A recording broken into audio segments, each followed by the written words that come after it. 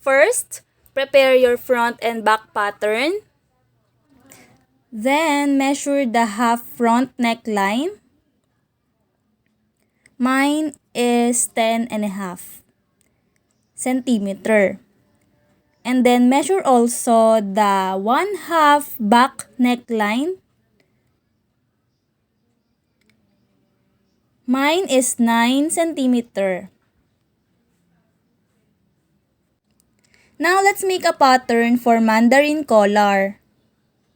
From the starting point, let's have a straight line and point it as point A. And then from point A, measure 2 inches and point it as point B.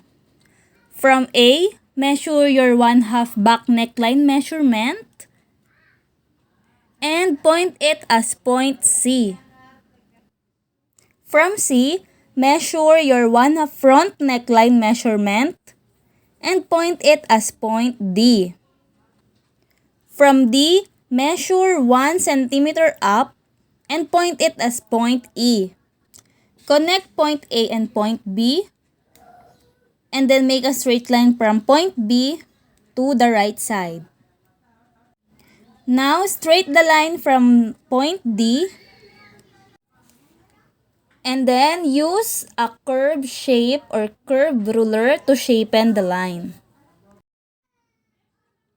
From point E, make a perpendicular line up. And from point E, measure 6 centimeter up and point it as point F. And then curve it also using a curve ruler. And then make a curve using your free hand. And then after that, curve it also using a French curve ruler to have a good shape.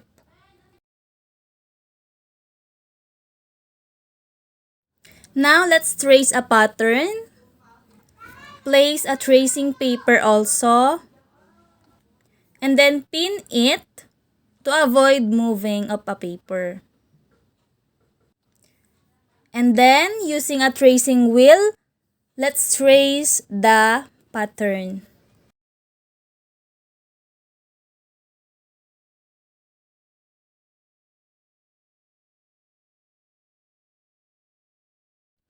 Okay, this is what we trace. And now, let's make a center fold. And as you can see, I added an allowance which is a 1/8 inch. And let's cut it, the pattern. And here, we don't need to have an allowance because that is a center fold. Now, get your fabric and make sure that it has a fold or a center fold. And then, place the pattern. Pin it for us to easily cut it. Now, let's cut the fabric.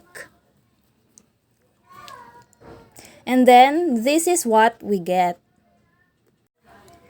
And then, repeat again the process because we need 2 pieces of this. Again, this is what we get. Open it.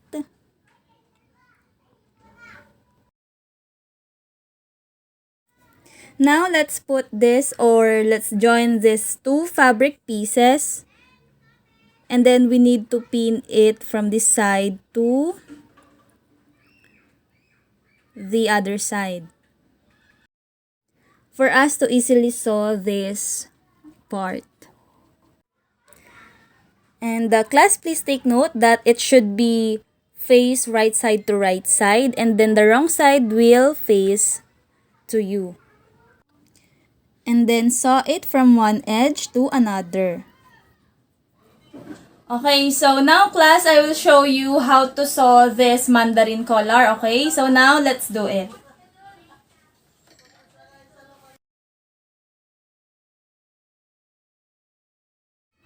Let's sew it with the 1/8 inch allowance. And we need to be careful to have a good shape. And then flip it to face the right side.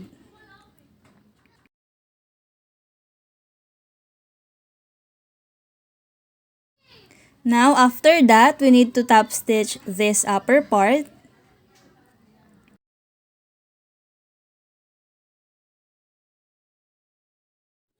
Again, we need to be careful to have a good shape.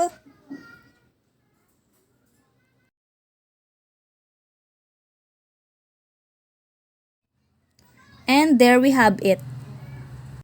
So now class, this would be our finished Mandarin collar. And now there we have it. And now it is ready to attach to our blouses or other garment.